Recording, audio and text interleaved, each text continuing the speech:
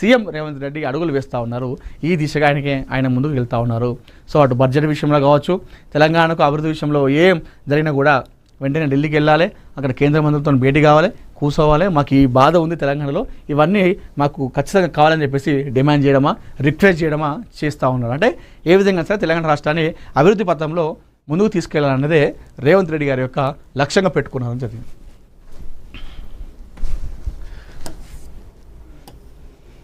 చెత్తంతా సిఎంసీలోనే. సర్వే నెంబర్లు 11/33, 11/34లలో 4,000 చదరపు గజాల ప్రభుత్వ భూమి గల్లంతు. సూపర్. సిఎంసీలో ప్రజాపాలన అట్టర్ ఫ్లాప్. దండుపాలెం ముఠాలతో దోస్తానం. దొంగలకు సర్ది కడుతున్న ఉన్నతాధికారులు ఎవరు? 100 కోట్ల ప్రభుత్వ భూములు అక్రమార్కుల పాలన. ప్రభుత్వ నిషేధిత భూముల్లో అంతులేని అక్రమ నిర్మాణాలు. చేతులెత్తేసిన జిల్లా రెవెన్యూ యంత్రాంగం. ప్రజావాణిలో ఫిర్యాదు చేసిన పత్రాలు చెత్తబుట్టలకే పరిమితమా? పత్తాలేని స్పెషల్ టాస్క్ ఫోర్స్. అటువైపు కన్నెత్తి చూడని హైడ్రా.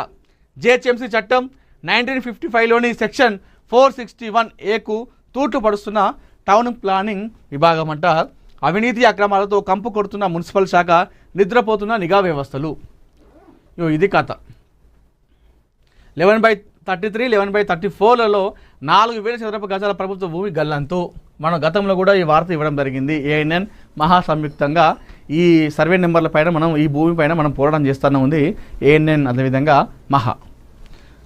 అయితే అక్కడ ఉన్నటువంటి స్థానికుల కోసం ఫైట్ చేస్తూ ఉన్నాం. అయినా ఇప్పటికి కూడా నిమ్మకు నీరెత్తినట్టు వ్యవహరిస్తున్నారు అక్కడ అధికారులు. హైడ్రా అయితేనేమి, మున్సిపల్ అధికారులు అయితేనేమి, టౌన్ ప్లానింగ్ అయితేనేమి, టాస్క్ ఫోర్స్ అయితే పత్రం లేదట. ఇప్పుడు ఈ హైడ్రా కానీ, ఈ మున్సిపల్ వాళ్ళు కానీ, ఈ టౌన్ ప్లానింగ్ కానీ బలహీన వర్గాల దగ్గరకు అయితే వెళ్తారు. బలహీనులు ఎక్కడైనా చిన్నవి గుడిసేసుకుంటే అక్కడికి పోయి వాళ్ళ బలపరచన చేస్తారు. కానీ ఇలాంటి బలవంతుల దగ్గరికి వెళ్ళేటువంటి ప్రయత్నం చేయరు. మరి ఎందుకు అర్థం కాదు. సైబరాబాద్ మున్సిపల్ కార్పొరేషన్లో ప్రజాపాలన పడకేసిందన్న విమర్శలు తీవ్రస్థాయి వెలువడుతున్నాయి. దండుపాలెం ముఠాలతో చేతులు కలిపిన కొందరు ఉన్నతాధికారులు అవినీతి అక్రమాలకు పాల్పడడంతో ప్రజాపాలన అటర్ ఫ్లాప్ అయిందనే ఆరోపణలు స్థానికంగా బహిరంగ చర్చకు దారితీస్తున్నాయి. దొంగలకు సర్ది కడుతున్న అధికారుల తీరుతో 100 కోట్ల విలువైన ప్రభుత్వ నిషేధిత జాబితాలో ఉన్న భూముల్లో యథేచ్ఛగా బహుళంతస్తుల నిర్మాణాలు జరగడమే దీనికి నిదర్శనంగా చెప్పవచ్చని స్థానికులు పేర్కొంటున్నారు. ప్రభుత్వ భూములను కాపాడాల్సిన రెవెన్యూ యంత్రాంగంతో పాటు పదుల సంఖ్యలో ప్రజావాణిలో చేసిన ఫిర్యాదులు, సమర్పించిన పత్రాలు చెత్తబుట్టలకే పరిమితమవుతున్నాయని విమర్శలు వెలువెత్తున్నాయి. మరి ఈ దానికి ఎందుకు ఈ ప్రజావాణి, ఎందుకు ఈ కథ అంతా? ప్రజావాణి పెట్టినందుకు ఆ జిల్లాలో ఉన్నటువంటి ప్రజలు ఏదైనా సమస్య వస్తే సోమవారం నాడు ఆ జిల్లా కార్యాలయం, కలెక్టరేట్ కార్యాలయంలో అక్కడ అధికారం వచ్చి కూర్చుంటే, బాబు, సారు లేదా మేడం, మాది ఇది సమస్య మేడం అని చెప్పేసి ఒక చిట్టీలో రాసుకొని ఇస్తే అది చూసుకొని వాళ్ళు ఆ పరిష్కారం మార్గం చూపుతారని. అదే మామూలుగా ప్రజావాణి అంటే. కానీ ఇప్పుడు ప్రజావాణి ఎలా తయారైందంటే కొన్ని ప్రాంతాల్లో, ముఖ్యంగా ఇప్పుడు ఇది ఉంది కదా, ఈ 11/33, 11/34 విషయంలో స్థానికులు ఎంతోమంది కొన్ని పదుల సంఖ్యలో వెళ్ళి ఫిర్యాదు చేస్తే కనీసం దానికి రెస్పాన్స్ లేదు.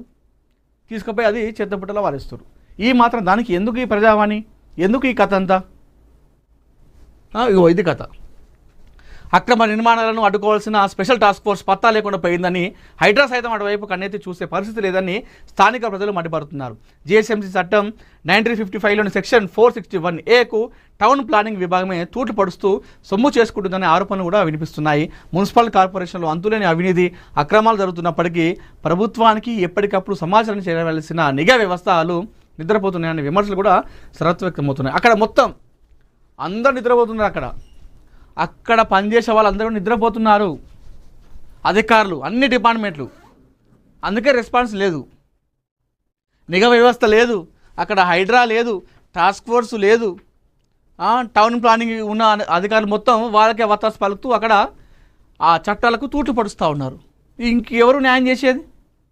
ఇంకా ఇట్లాంటి ఫిర్యాదులు 10 కాదు 100 అయినా కూడా దాన్ని చూసేటోళ్ళు ఎవరు ఉండరు. ఇక తీసుకుపోయి చెత్తపుట్ల వారేస్తారు.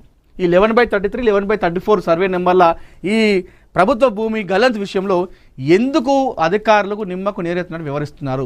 ఎందుకు పట్టించుకోవడం లేదు? సైబరాబాద్ మున్సిపల్ కార్పొరేషన్ పరిధిలోని షేర్లింగంపల్లి మండలం కూకట్పల్లి జోన్ కానామేడ్ ప్రాంతంలో ప్రభుత్వ భూముల పరిరక్షణ రెవెన్యూ యంత్రాంగం గాలి కొదిలేసిందనే విమర్శలు వ్యక్తమవుతున్నాయి. దేశవ్యాప్తంగా ఐటీ హబ్గా పేరుగాంచిన హైటెక్ సిటీకి సీఎంసీ కూతవేడి దూరంలో హైటెక్ సిటీ కూకట్పల్లి ప్రధాన రహదారికి ఆనుకొని ఉన్న బుట్టా కన్వెన్షన్ పక్కనే ప్రభుత్వ సర్వే నెంబర్లు 11/33, 11/34లలో సుమారు 4,000 చదరపు గజాల ప్రభుత్వ భూమిని అక్రమార్కులు దురాక్రమించి యథేచ్ఛగా వ్యాపార సముదాయాలతో పాటు బహుళంతస్తుల నిర్మాణాలు చేపడుతుండడం తీవ్ర విమర్శలకు తావిస్తుంది.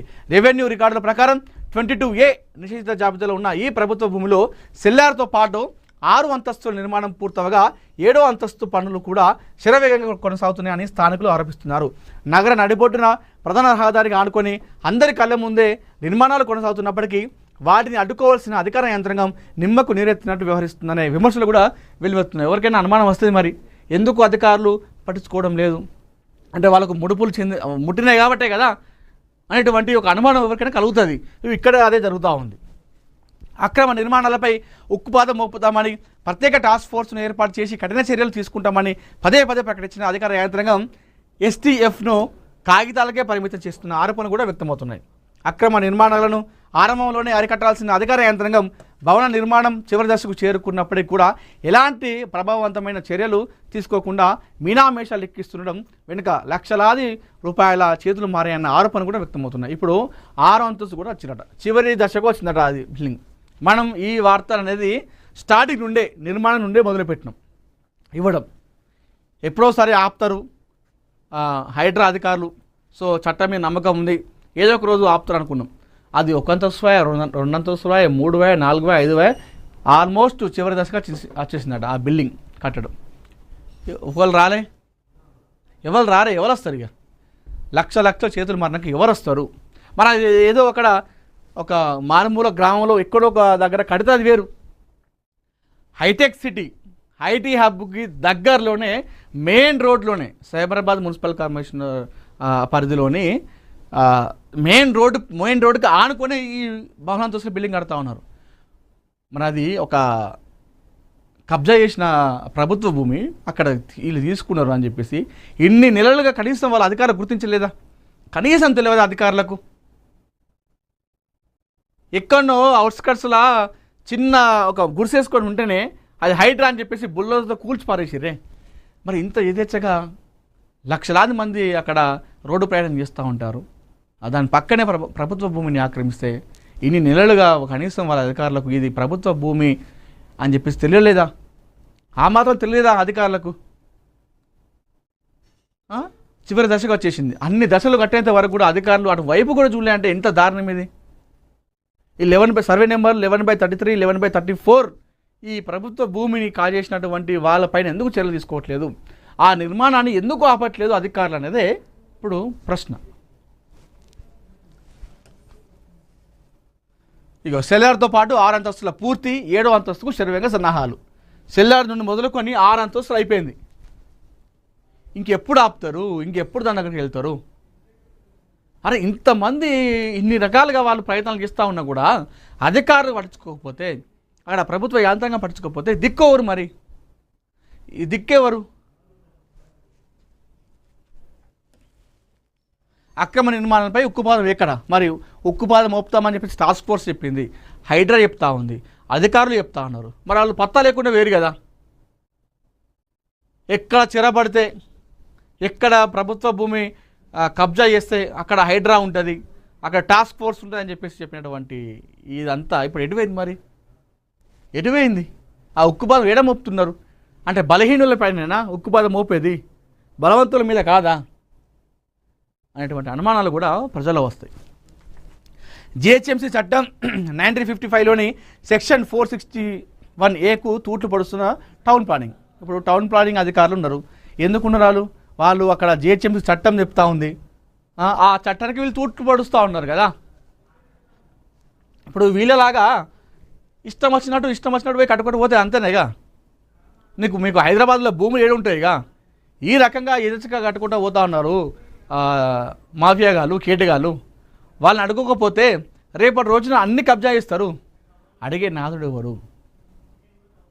ఇప్పుడు ఇన్ని రకాలుగా మేము అడుగుతూ ఉన్నప్పుడు కూడా ఇలాంటి రెస్పాన్స్ లేదు. మరి ఎట్లా స్పందిస్తారు?